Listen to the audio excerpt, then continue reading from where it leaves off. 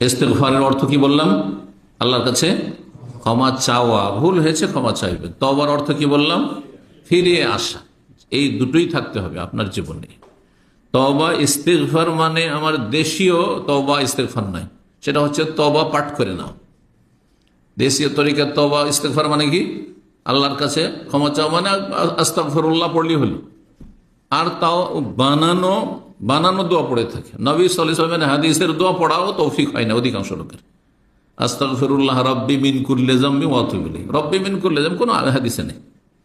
নবী সাল্লাল্লাহু আলাইহি ওয়াসাল্লাম হাদিসে আস্তাগফিরুল্লাহ ওয়া আতুবু ইলাইহি, আল্লাহ তোমার কাছে ক্ষমা চাইছি, আল্লাহর কাছে ক্ষমা চাইছি, ওয়া আতুবু ইলাইহি, আল্লাহর কাছে ফিরে যাচ্ছি।